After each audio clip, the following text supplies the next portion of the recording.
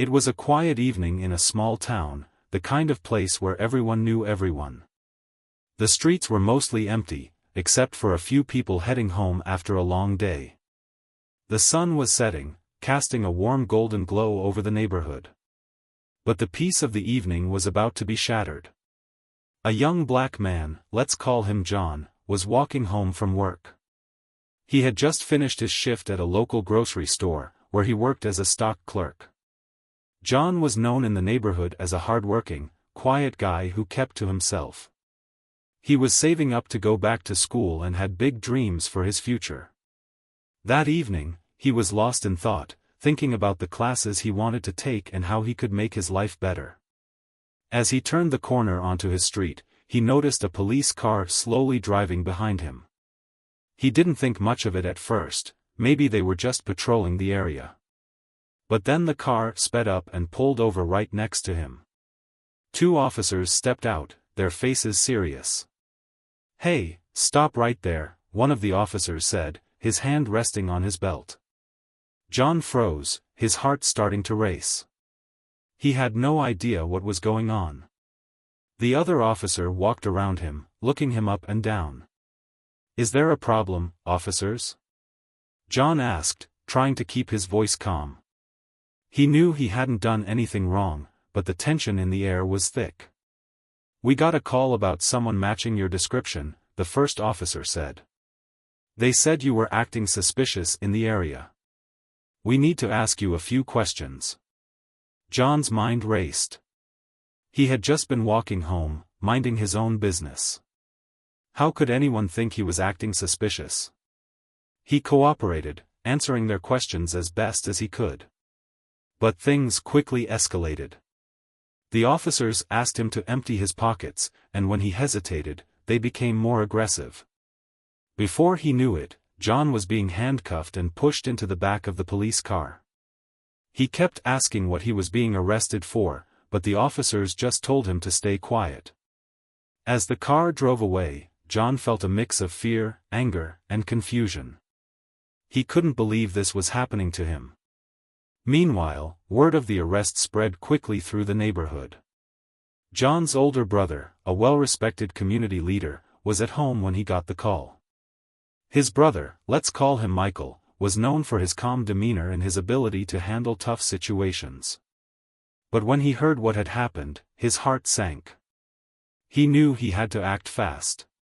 Michael grabbed his coat and headed straight to the police station. He wasn't going to let his brother sit in a cell for no reason. When he arrived, the officers at the front desk were polite but firm. They told him that John was being held for questioning and that he couldn't see him just yet. But Michael wasn't having it.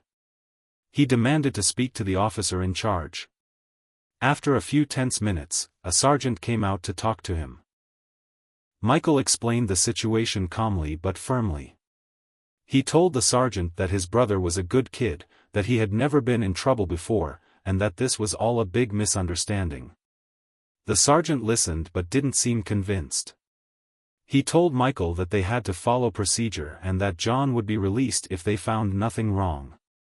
Michael knew he had to do more. He decided to call a lawyer, a friend of his who specialized in civil rights cases. Within an hour, the lawyer was at the station, ready to fight for John's release. As the night wore on, more people from the neighborhood started showing up at the police station. They had heard what happened and wanted to show their support for John. The atmosphere was tense but peaceful. People held signs and chanted, demanding justice and fairness. Michael stood at the front of the crowd, his voice steady but powerful. He spoke about the importance of treating everyone with respect and dignity, no matter their race or background. He reminded everyone that this wasn't just about John, it was about standing up for what was right. The police, realizing the situation was getting more attention than they had anticipated, decided to release John. When he walked out of the station, the crowd erupted in cheers. John looked overwhelmed but relieved. He hugged his brother tightly, grateful for his support. But Michael knew this wasn't the end. He vowed to make sure something like this never happened again, not just to his brother, but to anyone in their community. He started organizing meetings with local leaders, police officials, and community members to address the issues of racial profiling and police accountability. The story of John's arrest and Michael's powerful response spread far and wide.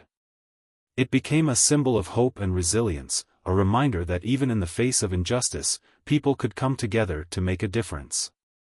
And for John, it was a turning point. He realized that he had a voice, and he was determined to use it to fight for change. The days following John's release were a whirlwind of emotions and activity. The small town, usually quiet and uneventful, was now buzzing with conversations about what had happened. People couldn't stop talking about the arrest and the way the community had come together to support John. For many, it was a wake-up call, a reminder that even in a place where everyone seemed to know each other, injustice could still rear its head. John, however, was struggling to process everything. He had always been a quiet, reserved person, someone who preferred to stay out of the spotlight. But now, he found himself at the center of attention. People stopped him on the street to ask how he was doing, and local reporters wanted to interview him. It was overwhelming, and he wasn't sure how to handle it. His brother, Michael, noticed the toll it was taking on him. One evening, after the crowds had dispersed and the house was quiet, Michael sat down with John in their small living room. The TV was off, and the only sound was the faint hum of the refrigerator in the kitchen. "How are you holding up?" Michael asked, his voice gentle but concerned. John sighed, running a hand over his face. "I don't know, man. I can't believe this happened. I was just walking home, you know. And now everyone's talking about me like I'm some kind of hero or something. But I don't feel like a hero. I just feel tired." Michael nodded, understanding. "I get it. This isn't easy. But you're not alone, okay? We're in this together. And what you're feeling, it's normal. This kind of thing shakes you up. But you've got to remember, you didn't do anything wrong. This isn't on you." John looked down at his hands, his voice barely above a whisper. "I keep thinking about what could have happened if you hadn't been there. If the community hadn't shown up. I could have been stuck in there for who knows how long." Michael reached over and placed a hand on his brother's shoulder. "But that's the thing, we were there. And we're not going anywhere. This isn't just about you, John. It's about all of us. What happened to you could happen to anyone in this neighborhood. And that's why we've got to keep pushing for change." John looked up, meeting his brother's eyes. "What kind of change?" Michael leaned back, thinking for a moment. "For starters, we need to make sure the police understand that they can't just treat people this way. We need better training, more accountability. And we need to make sure everyone in this community knows their rights. No one should have to go through what you went through." Over the next few days, Michael got to work. He reached out to local organizations, churches, and community leaders to organize a town hall meeting. The goal was to bring people together to discuss what had happened and come up with solutions to prevent it from happening again. The response was overwhelming. People from all walks of life, teachers, business owners, parents, and students, wanted to be part of the conversation. The night of the town hall arrived, and the community center was packed. Every seat was filled, and people stood along the walls, eager to listen and share their thoughts. John was nervous about attending, but Michael convinced him to come. "This is about you, too," he said. "Your voice matters." When it was time to start, Michael stood at the front of the room, his presence commanding attention. He thanked everyone for coming and explained why they were there. "This isn't just about one incident," he said. "This is about making sure our community is a place where everyone feels safe and respected. We've got to hold ourselves and those in power accountable." One by one, people stood up to share their experiences. A mother talked about how her son had been stopped by the police for no reason. A young woman shared how she always felt nervous walking home at night, afraid of being targeted. An elderly man spoke about how things had changed over the years and how he wanted to see more unity in the community. John listened intently, his heart heavy but also hopeful. He realized he wasn't alone, that so many others had faced similar struggles. When it was his turn to speak, he stood up, his hands trembling slightly. The room fell silent, everyone waiting to hear what he had to say. I don't really know what to say, John began, his voice shaky. I never thought something like this would happen to me. I've always tried to do the right thing, you know? Keep my head down, work hard, stay out of trouble. But what happened that night, it changed everything. It made me realize that no matter how hard you try, sometimes things are just out of your control. He paused, taking a deep breath. But what I also realized is that I'm not alone. Seeing all of you here tonight, standing up for what's right, it means everything to me. And it gives me hope. Hope that we can make things better, not just for me, but for everyone in this community. The room erupted in applause, and John sat down, feeling a weight lift off his shoulders. For the first time since the arrest, he felt like he was part of something bigger than himself. As the meeting continued, the group came up with a plan. They decided to form a community task force to work with the local police department on improving relations and addressing concerns.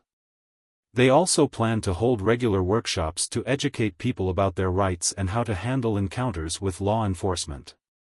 By the end of the night, the mood in the room had shifted. What had started as a gathering fueled by frustration and anger had turned into a hopeful, united effort to create change. People left feeling inspired and motivated, ready to take action. For John, the journey was just beginning. He knew there would be challenges ahead, but he also knew he had the support of his brother and his community.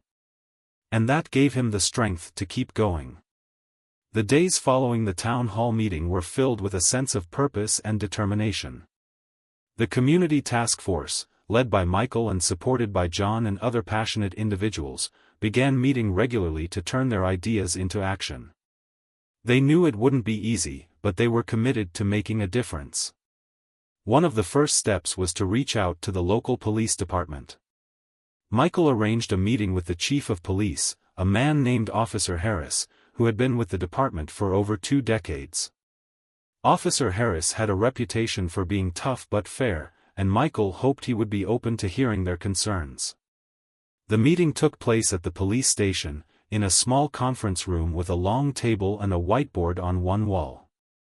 Michael, John, and a few other members of the task force sat on one side, while Officer Harris and a couple of his senior officers sat on the other. The atmosphere was tense but respectful. Michael started the conversation by thanking Officer Harris for taking the time to meet with them. "We're here because we believe in the importance of building trust between the police and the community," he said. "What happened to my brother was a wake-up call for all of us. We want to work with you to make sure something like that doesn't happen again." Officer Harris nodded, his expression serious. "I understand your concerns," he said. "And I want you to know that we take them seriously. Our job is to protect and serve, and that means listening to the community. But we also have to follow the law and make sure our officers are safe." John, who had been quiet up until then, spoke up. "I get that," he said. "But what happened to me, it didn't feel like protection. It felt like I was being targeted just because of how I look. I wasn't doing anything wrong. I was just walking home." Officer Harris leaned forward, his tone softening. "I'm sorry that happened to you," he said. "And I want you to know that we're looking into it. But we also have to balance the need to keep the community safe with the rights of individuals. It's a tough line to walk." The conversation continued, with both sides sharing their perspectives and concerns. The task force brought up the need for better training on racial bias and de-escalation techniques, as well as more transparency in how complaints against officers were handled. Officer Harris agreed that these were important issues and promised to take them under consideration. By the end of the meeting, both sides had agreed to work together to improve relations between the police and the community. They decided to set up regular meetings to discuss progress and address any issues that came up. It was a small step, but it was a start. Meanwhile, the task force also focused on educating the community. They organized workshops at the local community center, where people could learn about their rights when interacting with the police. They invited lawyers and civil rights activists to speak, and they handed out pamphlets with information on what to do if you were stopped or arrested. John found himself taking on a more active role in these efforts. At first, he was hesitant, he still felt uncomfortable being in the spotlight. But with Michael's encouragement, he started sharing his story at the workshops. He talked about what had happened to him and how it had made him feel. He also emphasized the importance of staying calm and knowing your rights. The response was overwhelming. People came up to him after the workshops to thank him for sharing his story and to tell him how much it meant to them. For the first time, John felt like he was making a difference. It was a strange feeling, but it was also empowering. As the weeks went by, the task force began to see some progress. The police department agreed to implement new training programs for officers, focusing on racial bias and community relations. They also set up a system for tracking and reviewing complaints against officers, with input from the community task force. But not everyone was happy with the changes. Some officers felt that the new policies were too restrictive and made it harder for them to do their jobs. There were tense moments at the meetings, with heated arguments and disagreements. But Michael and the task force remained committed to finding common ground. One evening, after a particularly difficult meeting, John and Michael sat on the porch of their house, sipping on cups of tea. The air was cool, and the stars were just starting to come out. "Do you think we're really making a difference?" John asked, his voice quiet. Michael thought for a moment before answering. "I do," he said. "It's not going to happen overnight, and there are going to be setbacks. But we're planting seeds, you know? And those seeds are going to grow. Change takes time, but it's worth it." John nodded, feeling a sense of hope. He knew there was still a long way to go, but he also knew they were on the right path. And for the first time in a long time, he felt like he was part of something bigger than himself. The momentum from the town hall meeting and the initial steps taken by the community task force began to ripple through the town. People who had once felt voiceless now felt empowered to speak up. The workshops on rights and police interactions continued to draw large crowds, and the relationship between the community and the police, though still fragile, showed signs of improvement. But as the movement grew, so did the challenges. One of the biggest hurdles was addressing the deep-seated mistrust that some community members felt toward the police. For many, the arrest of John was not an isolated incident but part of a larger pattern of unfair treatment. Stories of similar encounters began to surface, shared by people who had previously been too afraid or too disillusioned to speak out. These stories were painful to hear, but they also reinforced the need for change. Michael and the task force decided to organize a Community Voices event, where people could share their experiences in a safe and supportive environment. The event was held at the local park, under a large tent to shield attendees from the late summer sun. A small stage was set up, with a microphone and a few chairs. The atmosphere was somber but hopeful, as people gathered to listen and share. John was one of the first to speak. He stood on the stage, his hands clasped in front of him, and looked out at the crowd. "I never thought I'd be standing here," he began, his voice steady but emotional. "What happened to me was scary and unfair, but it also opened my eyes. It made me realize that we can't stay silent. We have to stand up for each other, for our rights, and for our future." As he spoke, the crowd listened intently. When he finished, there was a moment of silence before the applause began. It was clear that his words had struck a chord. One by one, others took the stage. A young woman shared how she had been followed by a police car while walking home from work, even though she had done nothing wrong. An elderly man talked about how his grandson had been stopped and questioned simply for wearing a hoodie. A mother broke down as she described the fear she felt every time her teenage son left the house. The stories were heartbreaking, but they also brought people together. For the first time, many in the community felt like they were not alone in their struggles. The event ended with a call to action, urging everyone to stay involved and keep pushing for change. However, not everyone in the town was supportive of the movement. Some people, including a few local business owners and even some neighbors, felt that the task force was stirring up trouble. They argued that the police were just doing their jobs and that the focus on racial bias was unnecessary. These tensions occasionally spilled over into public arguments, both online and in person. One evening, as John and Michael were leaving a task force meeting, they were approached by a man they recognized from the neighborhood. He was older, with a stern expression, and he didn't mince words. "You two think you're helping, but all you're doing is causing division," the man said, his voice sharp. "The police have a tough job, and you're making it harder. Why can't you just let them do their work?" Michael took a deep breath, trying to stay calm. "We're not against the police," he said. "We're against injustice. What happened to my brother wasn't right, and it's not right when it happens to anyone else. We're just asking for fairness and accountability." The man shook his head, clearly unconvinced. "You're stirring the pot, and it's going to backfire. Mark my words." As the man walked away, John felt a mix of frustration and sadness. "Why can't they see that this isn't about causing trouble?" he asked. "It's about making things better for everyone." Michael placed a hand on his brother's shoulder. "Change is hard for some people," he said. "They're comfortable with the way things are, even if it's not fair. But we can't let that stop us. We've got to keep going." Despite the pushback, the task force remained focused on their goals.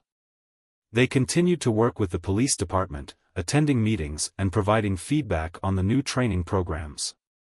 They also started a mentorship program for young people in the community, pairing them with local leaders who could offer guidance and support. John became more involved in the mentorship program, sharing his story with the younger generation and encouraging them to stay strong in the face of adversity. He found that he had a natural ability to connect with the kids, and it gave him a sense of purpose. One afternoon, as he was leaving a mentorship session, John ran into one of the officers who had arrested him. It was an awkward encounter, and for a moment, neither of them knew what to say. Finally, the officer broke the silence. "I just want to say, I'm sorry," the officer said, his voice hesitant. "I know that doesn't change what happened, but I want you to know that I've been thinking about it a lot. The training we've been doing, it's made me see things differently." John was taken aback. He hadn't expected an apology, and he wasn't sure how to respond. "I appreciate that," he said finally. "It means a lot." The officer nodded, looking relieved. "I hope we can move forward," he said. "I really do." As John walked away, he felt a mix of emotions. The apology didn't erase what had happened, but it was a step in the right direction. It reminded him that change was possible, even if it was slow and difficult. The task force's efforts were starting to bear fruit, but there was still a long way to go. The community was more united than ever, but the road ahead was filled with challenges. John knew that they couldn't afford to lose momentum. They had to keep pushing, keep fighting, and keep believing that a better future was possible. As the weeks turned into months, the efforts of the community task force began to show tangible results. The police department's new training programs were in full swing, and officers were starting to engage more openly with the community. The mentorship program for young people was thriving, with dozens of kids participating and finding role models in their own neighborhood. But progress, as always, came with its own set of challenges. One of the most significant developments was the establishment of a community oversight board. This board, made up of local residents, lawyers, and a few retired police officers, was tasked with reviewing complaints against the police and ensuring accountability. It was a major win for the task force, but it also brought new responsibilities and pressures. Michael was appointed as the chair of the Oversight Board, a role that required him to balance the needs of the community with the realities of law enforcement. It was a delicate position, and he often found himself caught between conflicting interests. Some community members wanted the board to take a hardline approach, while others worried that being too critical of the police would only create more tension. John, meanwhile, was finding his own rhythm within the movement. He had become a familiar face at community events, often speaking about his experience and encouraging others to stand up for their rights. He still struggled with the attention at times. But he was learning to use his voice in a way that felt authentic and meaningful. One evening, after a long day of meetings and workshops, John and Michael sat in their living room, going over the agenda for the next Oversight Board meeting. The room was quiet except for the soft hum of the ceiling fan and the occasional rustle of papers. "This is getting intense," John said, leaning back in his chair. "I didn't realize how much work this would be." Michael chuckled, rubbing his eyes. "Yeah, it's a lot. But it's important. We're making history here, you know. This Oversight Board could be a model for other communities." John nodded, but he couldn't shake the feeling of unease that had been growing in him. "Do you ever worry that we're in over our heads?" he asked. "I mean, what if we mess this up? What if we make things worse?" Michael looked at his brother, his expression thoughtful. "I'd be lying if I said I didn't worry about that," he admitted. "But we can't let fear stop us. We've got to trust ourselves and the people around us. And remember, we're not doing this alone. We've got the whole community behind us." John sighed, running a hand through his hair. "I guess you're right. It's just a lot." The next day, the Oversight Board held its first public meeting. The room was packed, with people standing along the walls and spilling out into the hallway. The atmosphere was tense but hopeful, as everyone waited to see how the board would handle its first case. The case involved a young man who had been stopped by the police while riding his bike. He claimed that the officers had been aggressive and had searched him without cause. The officers, on the other hand, argued that they had acted within their rights and that the young man had been acting suspiciously. The board listened carefully to both sides, asking questions and reviewing the evidence. It was a difficult case, with no clear-cut answers. In the end, the board decided to recommend additional training for the officers involved and to issue a formal apology to the young man. It wasn't a perfect solution, but it was a step toward accountability. After the meeting, John and Michael stayed behind to talk with some of the community members who had attended. Many of them expressed their support, but there were also those who felt the board had been too lenient. "You're letting them off easy," one man said, his voice filled with frustration. "They need to face real consequences, not just a slap on the wrist." Michael listened patiently, nodding as the man spoke. "I understand how you feel," he said. "But we're trying to find a balance. If we come down too hard, we risk alienating the police and losing their cooperation. This is about building trust, not tearing it down." The man didn't look convinced, but he didn't argue further. As he walked away, John turned to Michael. "Do you think we're doing the right thing?" he asked. Michael sighed, looking tired but determined. "I think we're doing the best we can," he said. "And that's all anyone can ask of us."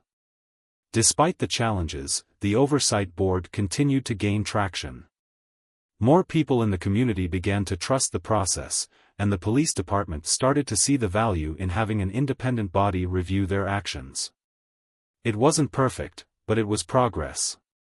Meanwhile, John's work with the mentorship program was also paying off. He had formed a close bond with a group of teenagers who looked up to him as a role model. One of them, a shy but determined 15-year-old, had started to open up to John about his own experiences with the police. "I just don't want to feel scared all the time," the boy said during one of their sessions. "I want to be able to walk down the street without worrying about what might happen." John nodded, his heart aching for the young man. "I know how you feel," he said. "But you're not alone. We're all in this together, and we're going to make things better. I promise." As the months went by, the town began to change in subtle but meaningful ways. The relationship between the police and the community, while still fragile, was improving. People felt more empowered to speak up and demand accountability. And John, once a quiet and reserved young man, had found his voice and his purpose. But the journey was far from over. There were still challenges to face, wounds to heal, and bridges to build. John and Michael knew that the work they were doing was just the beginning. But they also knew that they were on the right path, and that gave them the strength to keep going. The Oversight Board's work was gaining momentum, but with progress came new challenges. The board's decisions, though well-intentioned, were not always met with universal approval. Some community members felt the board was too lenient on the police, while others believed it was too harsh.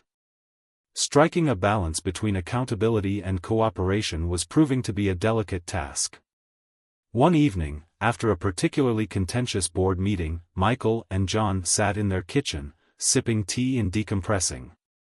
The meeting had lasted for hours, with heated debates over a case involving an officer who had been accused of using excessive force during an arrest.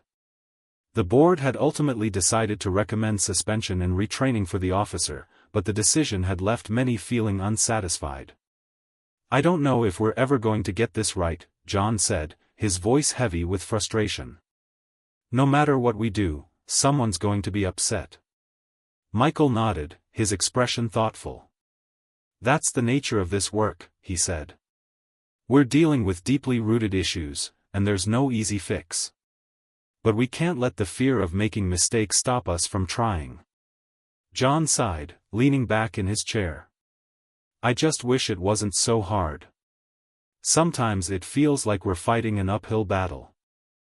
"We are," Michael said simply. "But that's why it's so important. If it were easy, someone else would have done it by now." Despite the challenges, there were moments of hope and progress. The mentorship program continued to thrive, and the young people involved were beginning to see the impact of their efforts. One of the teenagers John had been mentoring, a bright and determined 16-year-old, had started a petition calling for more youth programs in the community. The petition quickly gained hundreds of signatures, and the local government agreed to allocate funding for new initiatives. John felt a surge of pride as he watched the young man present the petition at a town council meeting. "This is what it's all about," he whispered to Michael, who was sitting beside him. "Seeing them step up and take charge, it's incredible." Michael smiled, his eyes shining with pride. "You've done a great job with him," he said. "He wouldn't be where he is without your support." The success of the mentorship program was a bright spot in an otherwise challenging time. But the work of the Oversight Board remained a source of tension. The case of the officer accused of excessive force had sparked a heated debate within the community, with some calling for the officer to be fired and others defending his actions. The board's decision to recommend suspension and retraining had been a compromise, but it left many feeling that justice had not been fully served. At a community meeting held to discuss the decision, emotions ran high. People shouted over each other, their voices filled with anger and frustration. Michael stood at the front of the room, trying to maintain order. "I know this is hard," he said, his voice calm but firm. "But we have to remember that we're all on the same side. We all want a safer, fairer community. And that means working together, even when we disagree." His words seemed to calm the room, at least temporarily. But the underlying tensions remained, a reminder of how much work still needed to be done. As the weeks went by, the board continued to review cases and make recommendations. They worked closely with the police department, providing feedback on training programs and policies.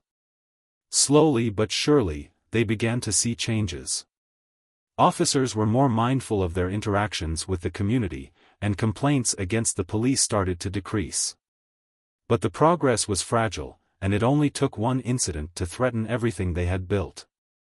One afternoon, John received a frantic call from one of the teenagers in the mentorship program. "You need to come to the park," the young man said, his voice shaking. "There's a situation." John's heart raced as he grabbed his jacket and ran out the door. When he arrived at the park, he saw a crowd gathered around a police car. 2 officers were standing beside the car, their expressions tense.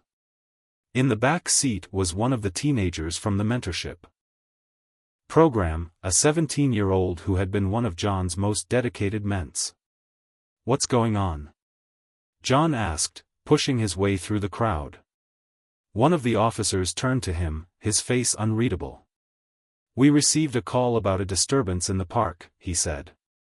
This young man matched the description of the suspect. John's stomach churned as he looked at the teenager in the back seat. The young man's face was pale, his eyes wide with fear. "He didn't do anything," John said, his voice firm. "I know this kid. He's not a troublemaker." The officer hesitated, clearly unsure how to proceed. Just then, Michael arrived, having heard about the situation from another community member. He quickly assessed the scene and stepped forward. "Let's take a step back," he said, his tone calm but authoritative. "This young man is part of our mentorship program. He's a good kid. Let's not escalate this situation." The officers exchanged a glance, then nodded. They opened the car door and allowed the teenager to step out. The young man looked relieved but shaken, and John immediately pulled him into a hug. "It's okay," John said softly. "You're okay." The incident was a stark reminder of how fragile the progress they had made truly was. It also highlighted the importance of the work they were doing. That evening, John and Michael sat down with the teenager and his family to discuss what had happened and how to move forward. "We're not going to let this slide," Michael promised. "We'll bring it to the oversight board and make sure it's addressed." The teenager nodded, his eyes filled with a mix of fear and determination. "I just want to feel safe," he said quietly. "Is that too much to ask?" John's heart ached at the question. "No," he said firmly. "It's not too much to ask. And we're going to keep fighting until it's a reality." The incident at the park became a rallying cry for the community. It reinforced the need for continued vigilance and accountability, and it reminded everyone why they had started this journey in the first place. John and Michael knew that the road ahead would be long and difficult, but they were more determined than ever to keep pushing forward. The incident at the park became a turning point for the community.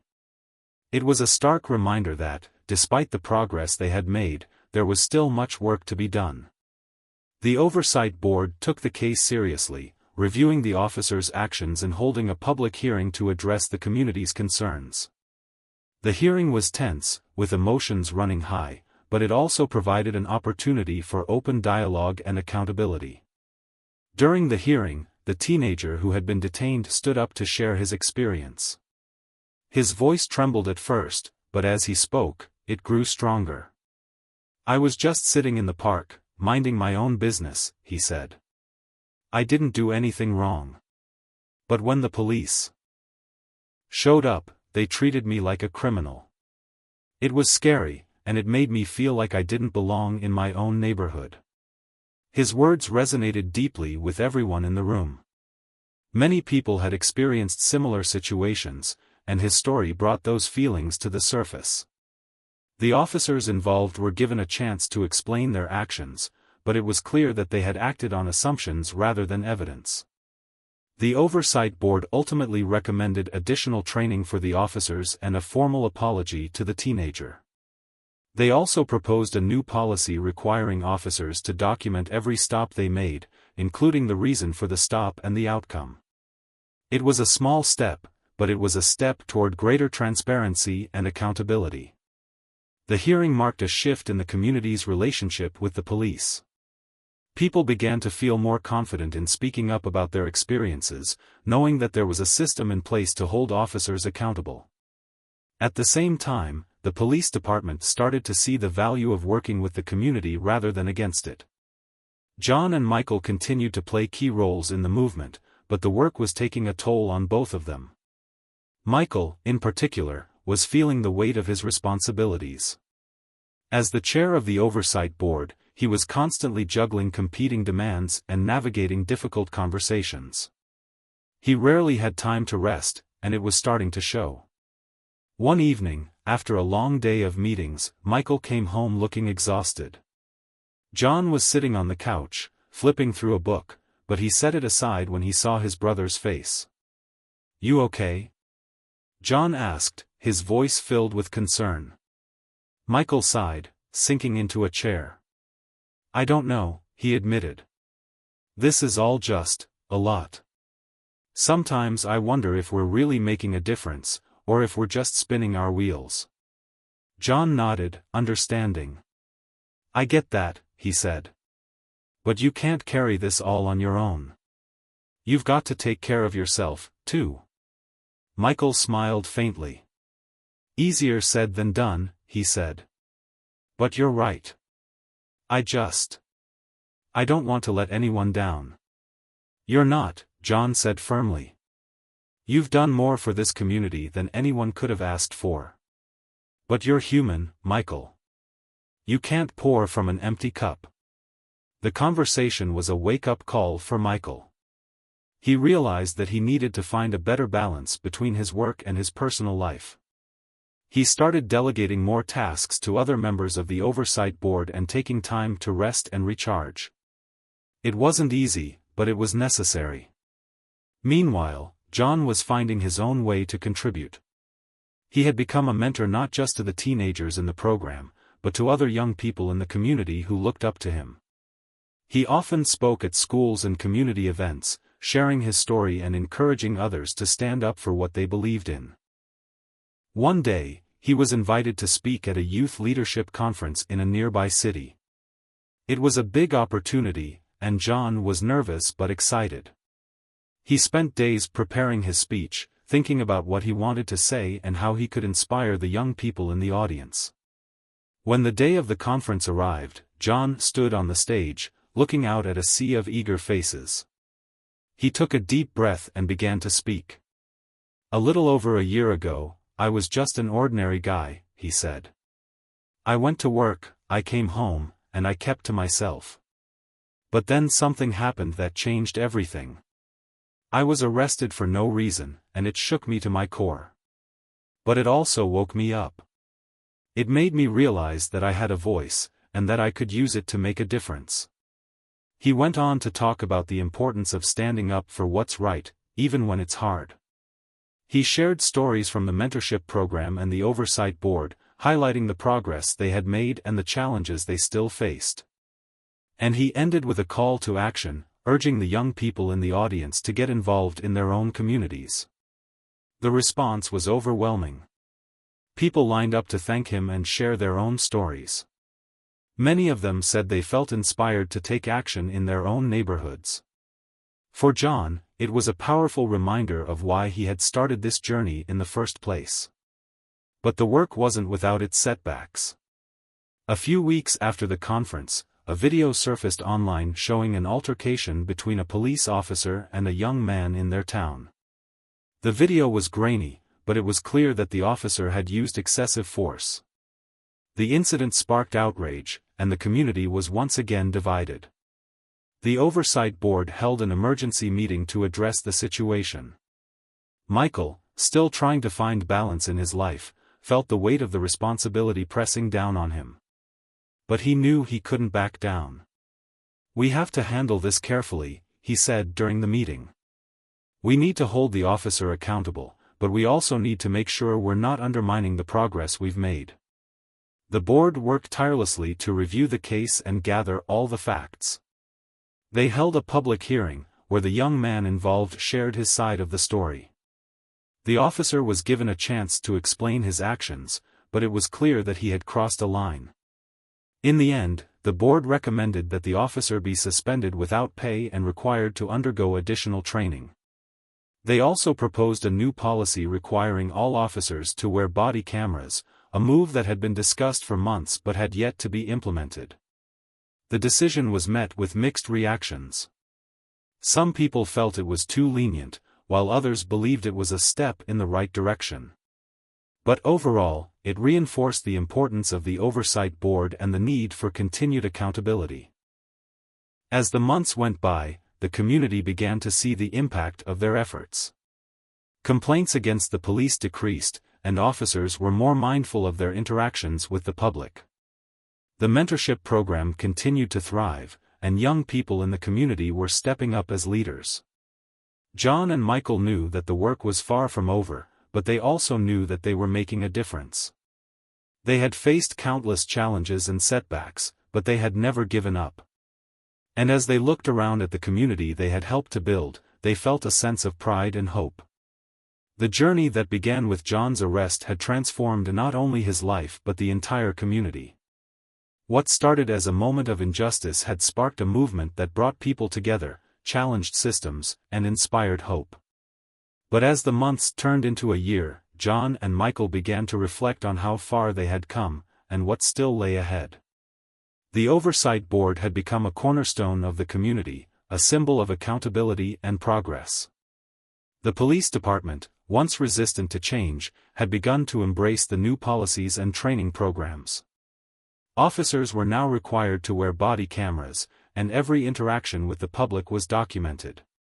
Complaints against the police had dropped significantly, and the relationship between law enforcement and the community was stronger than ever.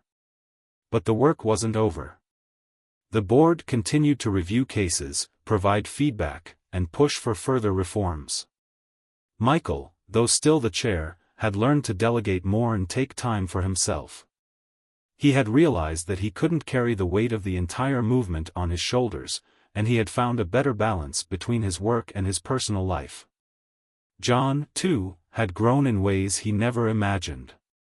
Once a quiet, reserved young man, he had become a confident and passionate advocate for change. His work with the mentorship program had touched countless lives, and his story had inspired people far beyond their small town. He had even been invited to speak at national conferences, where he shared his experiences and encouraged others to take action in their own communities.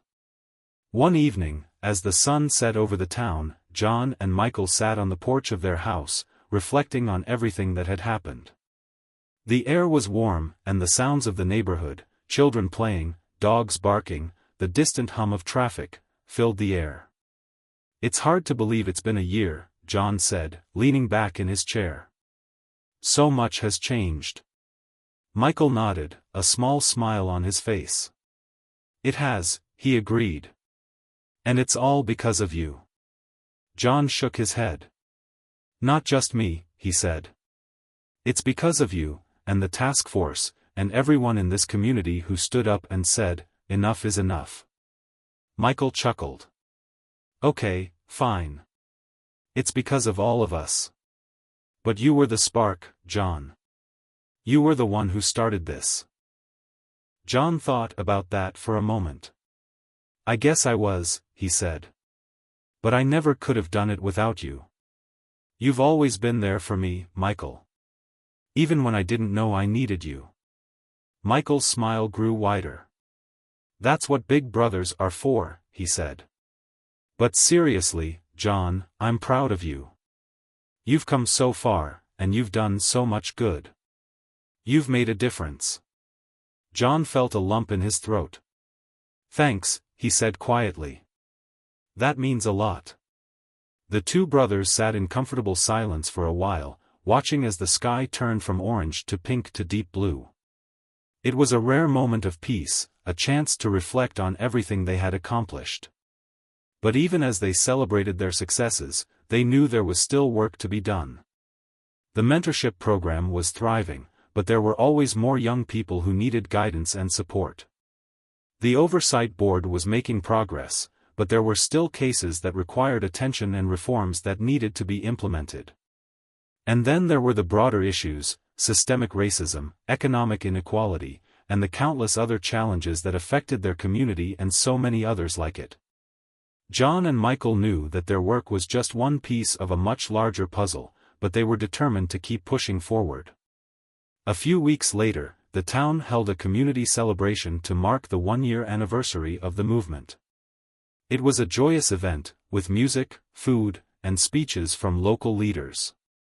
People of all ages and backgrounds came together to celebrate the progress they had made and to recommit themselves to the work that still lay ahead. John and Michael were invited to speak, and as they stood on the stage, looking out at the crowd, they felt a deep sense of gratitude and pride. "A year ago, something happened that changed my life," John began, his voice steady but emotional. "It was a moment of injustice, but it was also a moment of awakening. It made me realize that I had a voice, and that I could use it to make a difference. And it made me realize that I wasn't alone, that we're all in this together." He went on to talk about the importance of standing up for what's right, even when it's hard.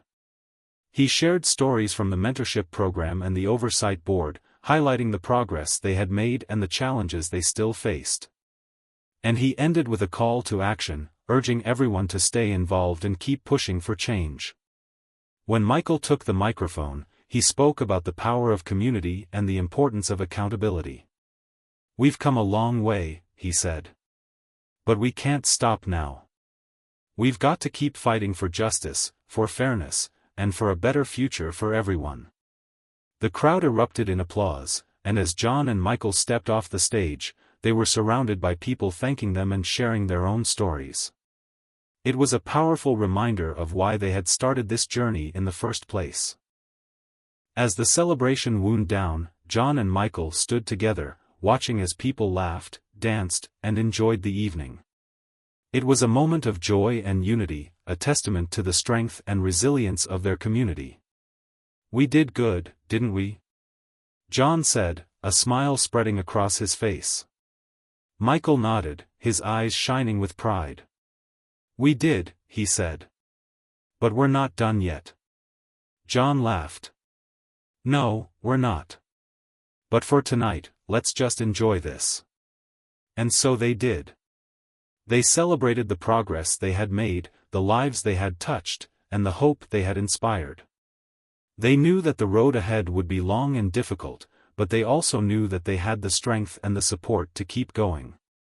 The story of John's arrest and the community's response had become a symbol of hope and resilience, a reminder that even in the face of injustice, people could come together to make a difference.